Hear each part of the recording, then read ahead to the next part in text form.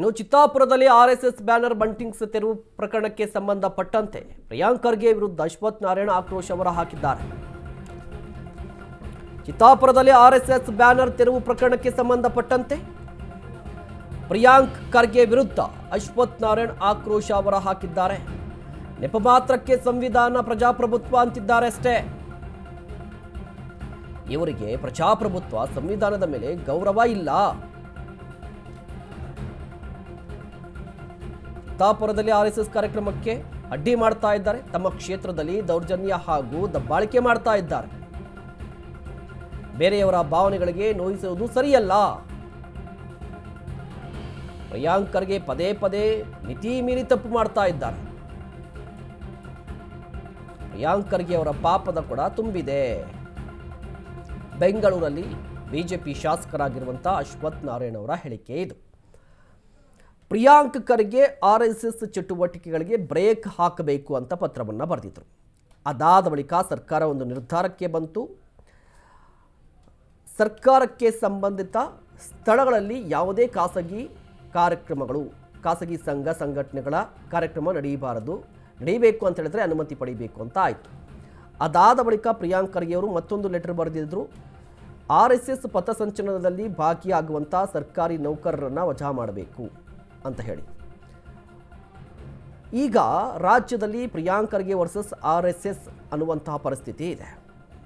ಇದರ ನಡುವೆ ಸಂಘ ಪರಿವಾರ ಒಂದು ನಿರ್ಧಾರಕ್ಕೆ ಬಂದಿದೆ. ಚಿತ್ತಾಪುರದಲ್ಲಿ ಪಥಸಂಚಲನವನ್ನು ಮಾಡಬೇಕು. ಆರ್ಎಸ್ಎಸ್ ಪಥಸಂಚಲನ ಪ್ರಿಯಾಂಕ್ ಖರ್ಗೆ ಅವರ ವಿಧಾನಸಭಾ ಕ್ಷೇತ್ರದಲ್ಲೇ ಮಾಡ್ತೀವಿ, ತಡೀರಿ ನೋಡೋಣ ಅನ್ನುವ ರೀತಿಯಲ್ಲಿ ಒಂದು ಕ್ಯಾಂಪೇನ್ ಸೋಷಿಯಲ್ ಮೀಡಿಯಾದಲ್ಲೂ ಕೂಡ ಶುರುವಾಗ್ತಾ ಇದೆ. ಆದರೆ ಪಥಸಂಚಲನಕ್ಕೆ ಚಿತ್ತಾಪುರದಲ್ಲಿ ಅನುಮತಿ ಸಿಗ್ತಾ ಇಲ್ಲ, ಅಥವಾ ಅನುಮತಿ ಕೊಟ್ಟಿಲ್ಲ, ಅಥವಾ ಅನುಮತಿ ಕೇಳಿಲ್ಲ. ಈ ಮೂರೂ ಕೂಡ ಇದೆ ಅಂತ. ಒಂದು ಕಡೆ ಅನುಮತಿ ಯಾಕೆ ಕೊಡಲಿಲ್ಲ ಅಂತ ಹೇಳಿದ್ರೆ ಪ್ರಿಯಾಂಕ್ ಖರ್ಗೆ ಅವರ ವಾದನೆ ಬೇರೆ. ನೋಡಿ, ಪಥಸಂಚಲನ ಮಾಡ್ತೀವಿ ಅಂತ ಮಾಹಿತಿ ಕೊಡೋದಲ್ಲ, ಅನುಮತಿ ಕೇಳಬೇಕು ಅಂತ ಹೇಳಿ ಪ್ರಿಯಾಂಕ್ ಖರ್ಗೆ ಹೇಳ್ತಾರೆ. ಮತ್ತೊಂದು ಕಡೆ ಬಿಜೆಪಿ ನಾಯಕರು ಹೇಳ್ತಾರೆ ಇಲ್ಲ ಅನುಮತಿನೇ ಕೊಟ್ಟಿಲ್ಲ ಅಂತ ಹೇಳ್ತಾರೆ. ಸೊ ಯಾವುದು ಸತ್ಯ ಯಾವುದು ಮಿಥ್ಯ ಅಂತ ಗೊತ್ತಾಗಬೇಕಿದೆ. ಇನ್ನು ಇದೇ ವಿಚಾರಕ್ಕೆ ಸಂಬಂಧಪಟ್ಟಂತೆ ಶಿವಮೊಗ್ಗದಲ್ಲಿ ಮಾಜಿ ಡಿಸಿಎಂ ಕೆಎಸ್ ಈಶ್ವರಪ್ಪ ವಾಗ್ದಾಳಿ ನಡೆಸಿದ್ದಾರೆ ರಾಜ್ಯ ಸರ್ಕಾರದ ವಿರುದ್ಧ. ರಾಜ್ಯ ಸರ್ಕಾರಕ್ಕೆ ಆರ್ಎಸ್ಎಸ್ ಹೆಸರು ಹೇಳಲು ಕೂಡ ಧೈರ್ಯ ಇಲ್ಲ. ಶಿವಮೊಗ್ಗದಲ್ಲಿ ಕೆಎಸ್ ಈಶ್ವರಪ್ಪ ವಾಗ್ದಾಳಿ. ಕಾಂಗ್ರೆಸ್ನವರಿಗೆ ಆರ್ಎಸ್ಎಸ್ ಬಗ್ಗೆ ಎಷ್ಟು ಭಯ ಇದೆ ನೋಡಿ. ತುರ್ತು ಪರಿಸ್ಥಿತಿ ಸಂದರ್ಭದಲ್ಲೂ ಆರ್ಎಸ್ಎಸ್ ಬ್ಯಾನ್ ಮಾಡಿದ್ರು. ಆರ್ಎಸ್ಎಸ್ ಬ್ಯಾನ್ ಮಾಡಿದವರೆಲ್ಲ ನಾಶವಾಗಿದ್ದಾರೆ. ಬ್ಯಾನ್ ವಿರೋಧ ವ್ಯಕ್ತವಾದರೂ ಆರ್ಎಸ್ಎಸ್ ಬೆಳೀತಾ ಇದೆ. ಒಬ್ಬ ಸ್ವಯಂ ಸೇವಕ ಪ್ರಧಾನಿಯಾಗುವಷ್ಟು ಆರ್ಎಸ್ಎಸ್ ಬೆಳೆದಿದೆ. ಪ್ರಿಯಾಂಕ್ ಖರ್ಗೆ, ಬಿಕೆ ಹರಿಪ್ರಸಾದ್ ಇವರೆಲ್ಲರೂ ಕೂಡ ಕುನ್ನಿಗಳು, ಅಂದರೆ ನಾಯಿಗಳು ಅಂತ.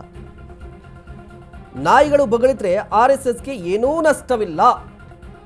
ಕೆಎಸ್ ಈಶ್ವರಪ್ಪನವರ ಹೇಳಿಕೆ ಇದು.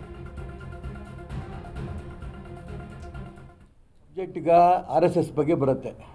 ಆರ್ಎಸ್ಎಸ್ ಶಾಖೆ ಎಲ್ಲೆಲ್ಲಿ ನಡೀತಾ ಇದೆಯೋ ಅದು ಸರ್ಕಾರಿ ಜಾಗ ಇರ್ಬೋದು, ಖಾಸಗಿ ಜಾಗ ಇರ್ಬೋದು, ನಡೀತಾ ಇದ್ದಾವೆ. ಇಲ್ಲೆಲ್ಲೂ ಕೂಡ ಅವ್ರು ಪತ್ರ ಬರೆದಿದ್ದೇನು ಅಂತ ಆರ್ಎಸ್ಎಸ್ ಶಾಖೆಗಳನ್ನು ಈ ರೀತಿ ಸಾರ್ವಜನಿಕ ಸರ್ಕಾರಿ ಜಾಗಗಳಲ್ಲಿ ಮಾಡಿಕೊಡುದು ಅಂತ ಇವರಿಗೆ ಕ್ಯಾಬಿನೆಟ್ಟಲ್ಲಿ ತೀರ್ಮಾನ ತಗೊಂಡ್ರು. ಆರ್ಎಸ್ಎಸ್ ಪತ್ರ ಬರೆದಿದ್ದು ಆರ್ಎಸ್ಎಸ್ ಬಗ್ಗೆ.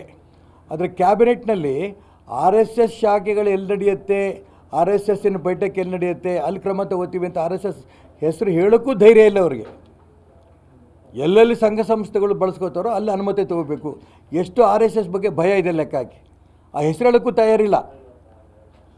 ಅವರು ಹೇಳಿದ್ದಾರೆ ಮುಸಲ್ಮಾನರು ಎಲ್ಲೆಲ್ಲಿ ಮಾಡ್ತಾರೋ ನಮಾಜ್ ಮಾಡೋಂಥ ಸಾರ್ವಜನಿಕ ಜಾಗದಲ್ಲಿ ಅವಕಾಶ ಕೊಡಬೇಡಿ ಅಂತ.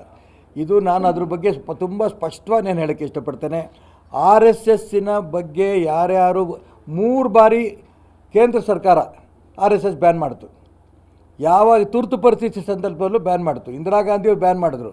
ಯಾರ್ಯಾರು ಬ್ಯಾನ್ ಮಾಡಿದ್ರು ಅವರೇ ನಾಶ ಆಗೋದು ವಿನಃ ಆರ್ಎಸ್ಎಸ್ ಅತಿ ಹೆಚ್ಚು ಬೆಳೀತಾ ಇದೆ. ಬ್ಯಾನ್ ಆದಂಗೆ ವಿರೋಧ ಬಂದಂಗೆ ಆರ್ಎಸ್ಎಸ್ ಬೆಳೆದು ಈ ದೇಶದ ಒಬ್ಬ ಆರ್ಎಸ್ಎಸ್ಸಿನ ಸ್ವಯಂ ಸೇವಕ ಪ್ರಧಾನಮಂತ್ರಿ ಆಗೋ ತನಕ ಕೂಡ ಆರ್ ಎಸ್ ಎಸ್ ಕಾರಣ ಆಗಿದೆ. ಯಾರು ವಿರೋಧ ಮಾಡಿದ್ರು ಕೂಡ ಆರ್ ಎಸ್ ಎಸ್ಗೆ ಏನೂ ಮಾಡೋಕ್ಕೂ ಆಗಲ್ಲ. ಹಿಂದುತ್ವವನ್ನು ಹಿಡ್ಕೊಂಡು ಹೊರಟಿದೆ.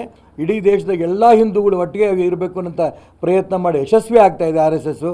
ಹಾಗಾಗಿ ಇವರೆಲ್ಲ ಕುನ್ನಿಗಳು, ಪ್ರಿಯಾಂಕಾ ಖರ್ಗೆ, ಹರಿಪ್ರಸಾದ್, ಇವರೆಲ್ಲ ಜನರ ಮಧ್ಯೆ ದೊಡ್ಡವರಾಗಂಥ ಪ್ರಚಾರ ಗಿಟ್ಸಂಥ ವ್ಯವಸ್ಥೆ ಆಗ್ತಾಯಿದೆ. ಆ ಕುನ್ನಿಗಳು ಹೆಂಗೆ ಬೊಗಳ್ತಾವೋ ಹಂಗೆ ಬೊಗಳ್ತಾ ಇದೆ. ಇದನ್ನು ಆರ್ ಎಸ್ ಎಸ್ ಲೆಕ್ಕದಲ್ಲೇ ಇಟ್ಕೊಳಲ್ಲ. ನೋಡಿ,